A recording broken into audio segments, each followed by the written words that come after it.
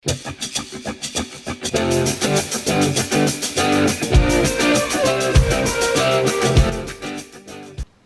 up? It's Jen Brown. Welcome back to my channel and welcome to Crochet School.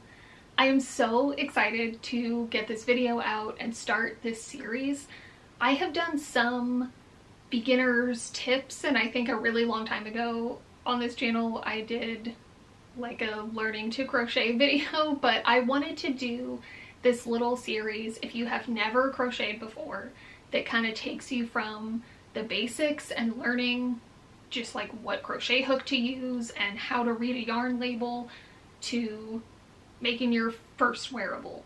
So I'm super pumped to do this series. This first video is part of my regular filming schedule, but the other ones I think I'm just gonna sort of throw them in as soon as I get them finished. So be on the lookout for those. They will probably kind of just pop up in and out over the next.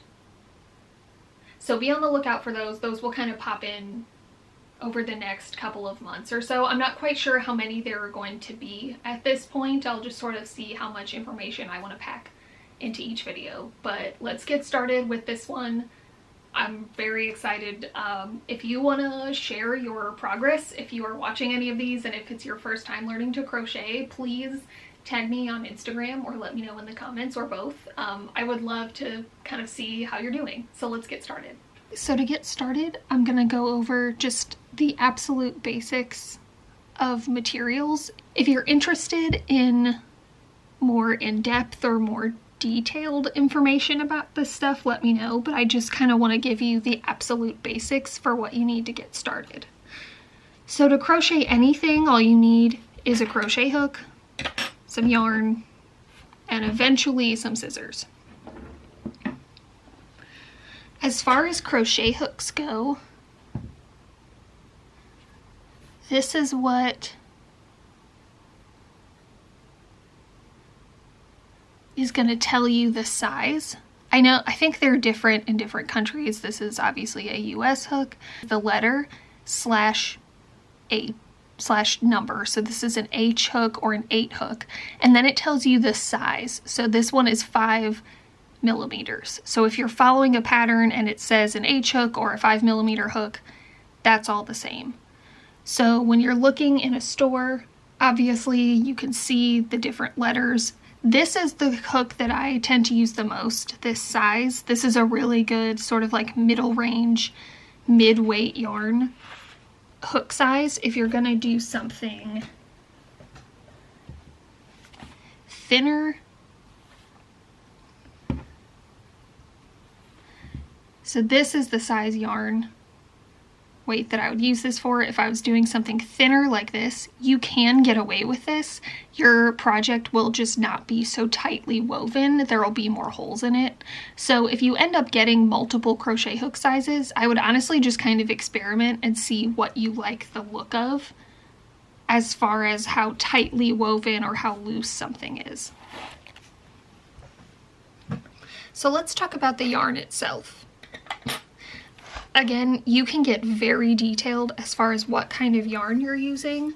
I would recommend doing your own research on that if you are really interested as far as where to buy yarn, what's the most sustainable yarn, like kind of figuring out what type of yarn is best for you. I would recommend going to a craft store and touching it, like feeling the yarn physically versus buying online for the first time. Sometimes secondhand stores also have yarn. That's always a great place to look. Or if you just know somebody that has some that you can use.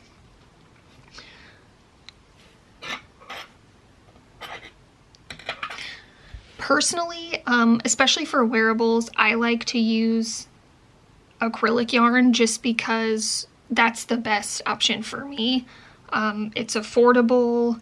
I know certain brands that are really soft that I like the feel of. It holds up nice in the wash. There's a lot of colors. So that's just overall what works best for me, but that's not for everybody. So just kind of figuring out what yarn is best for you. When you're looking at a yarn label, there's all this information on the front about like the brand, how much it costs. I always buy my yarn on sale. I never pay full price for it. Down here, it'll tell you the weight and how many yards. are on it. So again, if you're following a pattern, which I don't really do, but sometimes it'll tell you to get a lightweight or a medium weight yarn. Sometimes they do get specific enough to tell you how many ounces. So this one's a pretty like medium weight yarn. The yardage is there to tell you how much is in a skein of yarn. That can kind of help you out too as far as knowing how much to buy. On the back, they always have lot numbers, the name and the color. That way you can go find it again if you need it. I also recommend, if this is really important to you, if you're buying multiple skeins, double check them in good light. Sometimes the dye will be just a little bit different even though you're buying the same color. And this has only happened to me a couple of times, but a couple projects where I went and got a new skein and there ended up being a slight shift in the color just because the dye wasn't right. Then down here, you have all of these extra bits of information. Some of this, I'm kind of just learning what this means. Like all these little symbols about how you can wash it. I'm not going to go through all of those because I don't even remember what all of those mean. This tells you for knitting and crocheting what your gauge is going to look like. We'll talk about that a little bit more in a second, but this is for 4 inches by 4 inches. It says they're using a J hook for crocheting. That's a size 10, 6mm hook, and they're just kind of telling you how far this yarn will go for a 4 by 4 inch. This tells you ounces, grams, yards, meters, whether you're using metric or imperial. And then it tells you crochet hook and knitting needles. Not all yarn skeins are going to have the exact same information. Let's actually, well, that's another. I tend to buy all the same brands, so I don't really have different brands of yarn labels in here, but it's going to be very similar, even if it's not all in the exact same spot. Okay, let's start crocheting. I'm going to show you 4 different stitches today. I recommend for this video pausing and doing a lot of practice with one stitch before you try to move on to the next one. I will tell you right now, like everything else in this, how you crochet, as far as how you hold your yarn, how you make your knots, all of that is purely based on preference. If you don't like the way I'm doing it, try a different way. It's very different for everybody. So I'm going to start by making a loop that I can fit not too tight on my hook. I like to be able to move it around a little bit. I don't want it to be so tight that I can't get yarn back through this, but you don't want it so loose that it's falling off. Then I like to wrap my yarn twice around this finger and hold it like this. Some people do 1, some people do 3, some people use totally different fingers. Again, that's just practice until you feel comfortable with it. So the first stitch we're going to do is just a basic chain stitch. This is going to be how you start every project. And you are just taking your hook, bringing it under here, that's called a yarn over, turning it and pulling it through that loop. Yarn over, twisting it through the loop on your hook.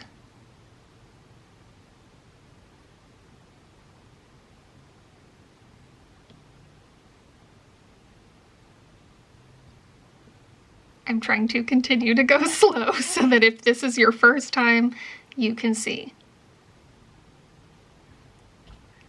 So now I have what kind of looks like a braid. So here, this is a good place to start talking about gauge.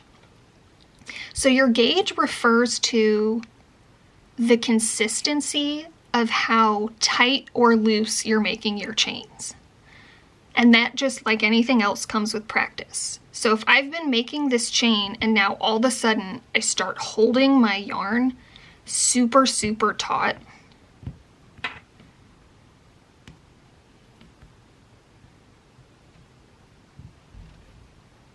Let's do a few more so you can see there.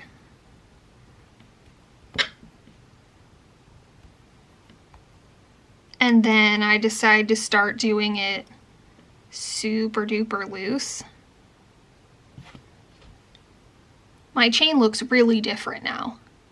You can see where I was kind of going at a comfortable pace, and then it becomes really small, where I got really tight with it, and then it gets quite a bit bigger. That's actually not even that big, but I could do like a super loose gauge and have these really big loose chains. So it's important that you practice keeping your gauge the same so that you don't have a project that looks really wonky. And again, that just comes with practice over time. A lot of patterns will tell you what a gauge should be. So they'll tell you how many chains it takes to make 6 inches or something like that, so that you can do that yourself and make sure your gauge matches the pattern. I don't like to do that. If you've seen some of my other videos on this channel, I've mentioned that I'm not pattern brained. I just have trouble with those, and I end up wanting to change them or not use the same yarn or not match the gauge, and so I just like to make my own. But if you like to follow patterns, that is very important. So this is a change stitch.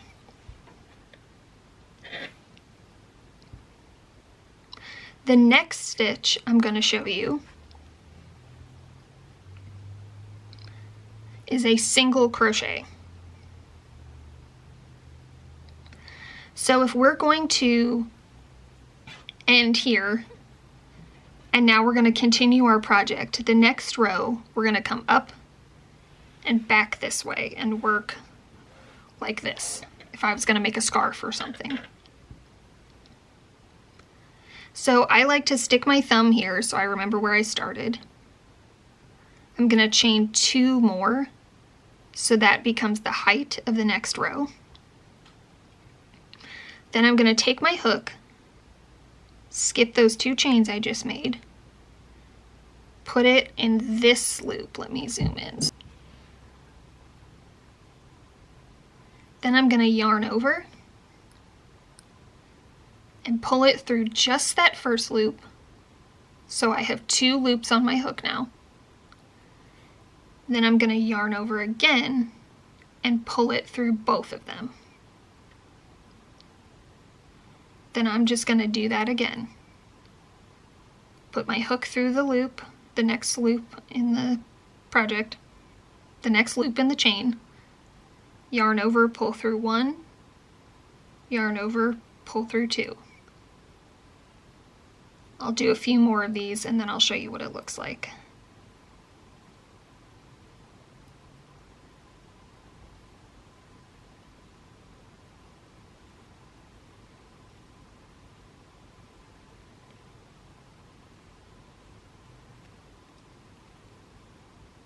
When you are first, this what we call, like, this is called usually the foundation chain that we did first. This first row of a project is always my least favorite part because it curls up and just like gets in your space. But once you start to build on it a little bit, it will kind of calm down a little and not be trying to get in your face so much.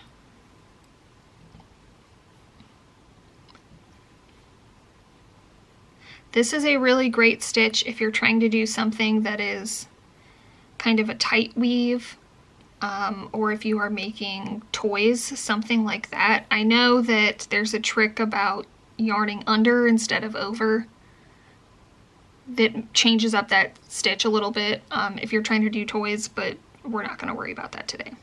So I've reached the end of my row. This is what it looks like on the back. And this is what it looks like on the front. Now we're ready to start our next row.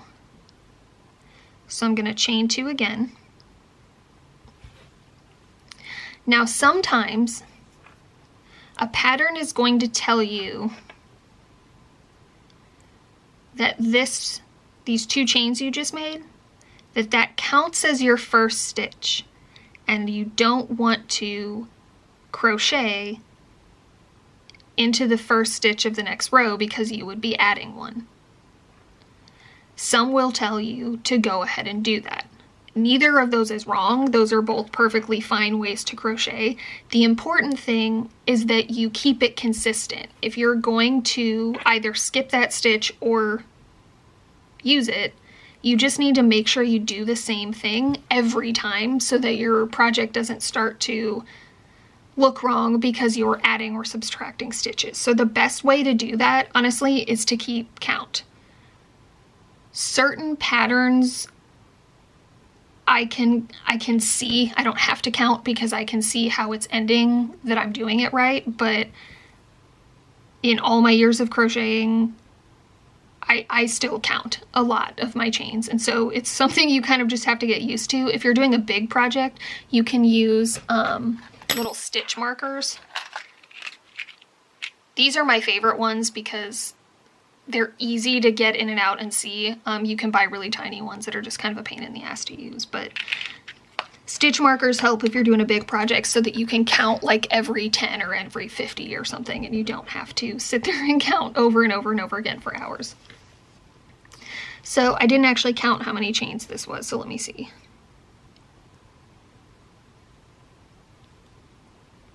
This is 21. So I'm going to now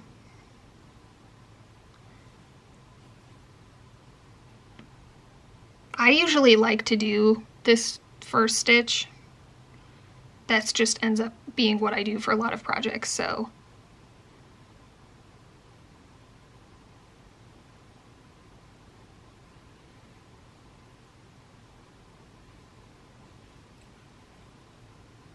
I'm gonna do this row really quick and show you what the ends look like before we talk about it. Okay, I did a few rows just so that you could start to see what this looks like.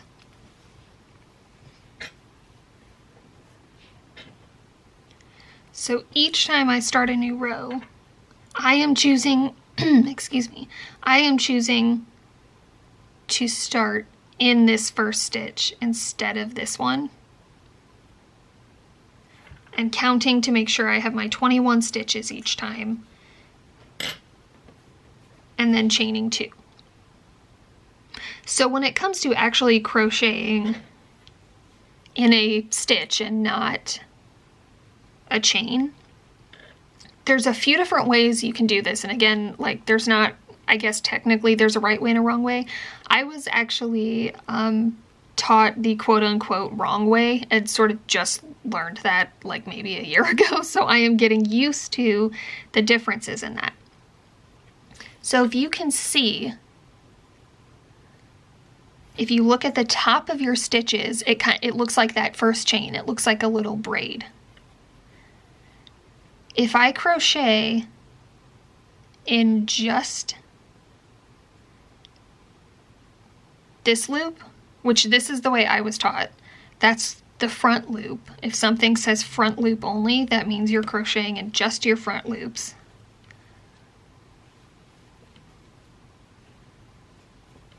It's going to look a little bit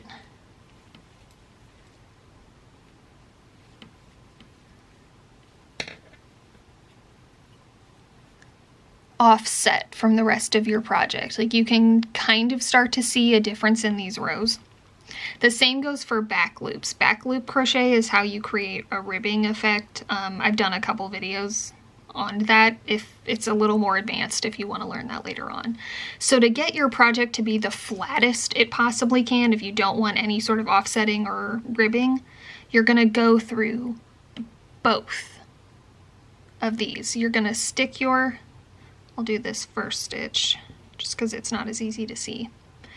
You're going to put your hook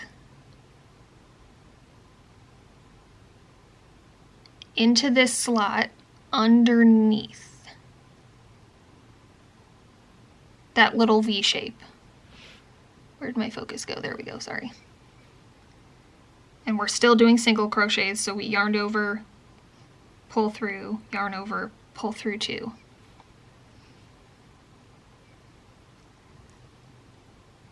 put it underneath the little V shape. Yarn over 1, yarn over 2. I am trying to get this out of the way. Maybe I'll just do it differently so you can see where I'm going with it.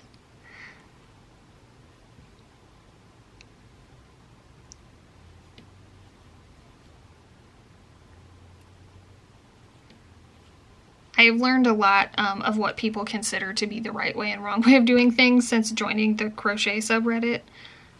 It's a pretty, like, friendly community there, but that's how I learned that doing front loop only was, like, considered wrong. But that is how I learned how to crochet when I was 9 years old and was doing it for about 20 years before. And sometimes I still do it. It just depends on what sort of look that you are going for, but this will give you the most kind of like consistently flat project when you're finished. This side always like looks a little tight on the first one, but like over here you can see it's got these little kind of bumps there.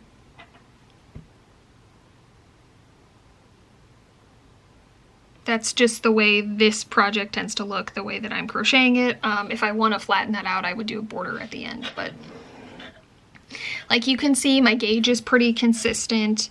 Each row is the same length. At this point, if you are brand new to this, I would pause the video, practice this for a while, just practice going and going, single crochet, practicing your gauge, and then come back when you're ready to learn the double crochet. Okay, we're ready to learn the double crochet. I'm gonna keep working on this same project just so that you can see the difference. Single crochet and double crochet, along with half double crochets, which we're not doing today, are probably the stitches that I use the most for things. So if I just reached the end of my row, instead of chaining 2 like we did for the single crochet, I'm gonna chain 3, then turn my work. Some people do the chain after they turn. That I think is personal preference. I haven't really noticed a difference in how a project looks when you're doing that. So to refresh your memory, for a single crochet, we start just straight into the loop. But for a double crochet, we're going to yarn over first, go underneath our little V, yarn over, pull through 1 chain. So now there are 3 loops on my hook. Then I'm going to yarn over and pull through the first 2. So now I have 2 loops on my hook. Yarn over and pull through the last 2. Again, yarn over first, put it through the previous row, yarn over, pull through once, yarn over, pull through twice, yarn over, pull through 2 twice.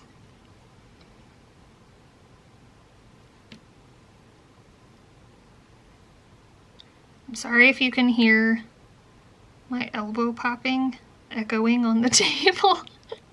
Something about the way I twist my arms when I crochet, my elbow kind of like snaps a lot and it echoes a little bit on this table. So hopefully you can't hear that.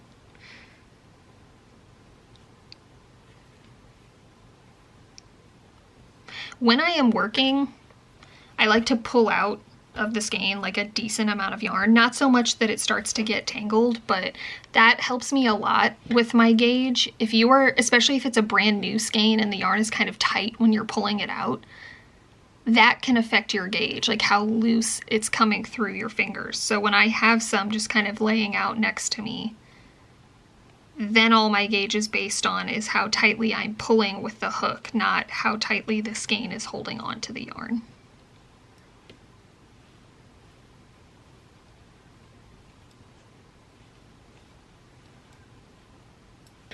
So you can see the difference between these rows, and this one, just because it's a little taller, is a little bit more of an open weave, and you can get a taller and taller stitch. A triple crochet is the same principle, but you yarn over twice before you go into the chain, and you could theoretically do that as many times as you want. I just, to like experiment one time, tried to see like how many I could do, and like, you know, went like this a ton of times and yarned over a whole bunch of times and did like a big giant stitch. So that is obviously not very practical, but theoretically you can do as many as you like to get a longer stitch. So I will finish off this row. And again, I would say this is a good place to pause and practice double crocheting, and then come back one more time. I'll show you actually a super easy stitch to close things off if you are trying to do a hat or a project that is going to encircle itself. Okay, so I ended up doing one more row of double crochets just to give us a little bit of something to work with. So the last stitch I'm going to show you for this episode is called a slip stitch. That is when you are just taking 2 stitches and yarning over once and slipping them together. It's the smallest stitch that you can do, and it's basically just like sewing. Anytime I'm gonna make a project, which eventually this series is going to turn into making a sweater, if I'm stitching sleeves on or stitching the sides of something together, you can use a yarn needle or a darning needle and kind of whip stitch them together, or like actually hand sew them, but I just usually use a hook and slip stitch. So if I was gonna make, I don't know, this like a wrist cuff for a baby, I don't know what this would be, but I'm gonna take my hook that was in the end of this, put it through the first stitch on this side, and just yarn over and pull through them both. This, going down the side like this, is actually a little tricky for beginners, so I'm just going to go across the top. So we can see all of my chains are nice and lined up. So I am just putting my yarn, so I am just putting my hook underneath the little V shape on both sides, yarning over and just pulling it through the whole thing.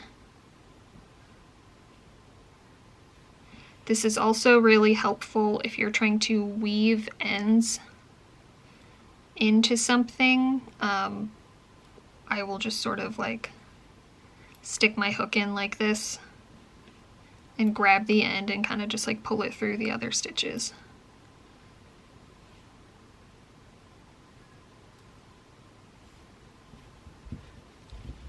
So now that's been stitched together. That's what it looks like on the other side. It's like a little Barbie doll bonnet. So if I'm going to call this finished and cut it off.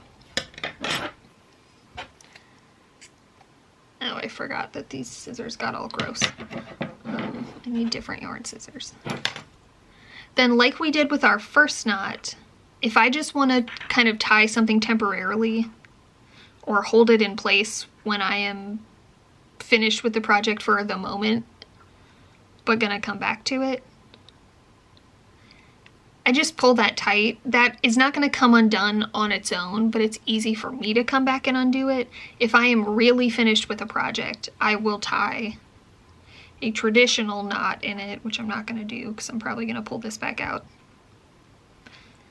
And then I can kind of like weave in this end somewhere and cut it off.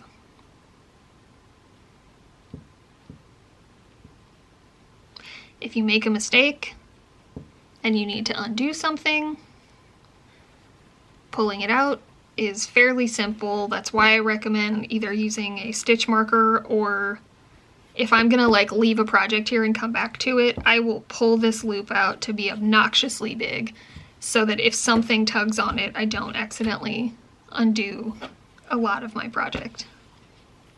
Some people don't like to work with having a knot in the middle of their piece. Sometimes the manufacturers, you can see where it's tied together, or if you add a new skein. I personally don't mind it, just make sure your knot is really tight, and then when I'm finished, I will go back and trim off the ends. I just will leave it like this and work with it. So that's all for episode 1 of Crochet School.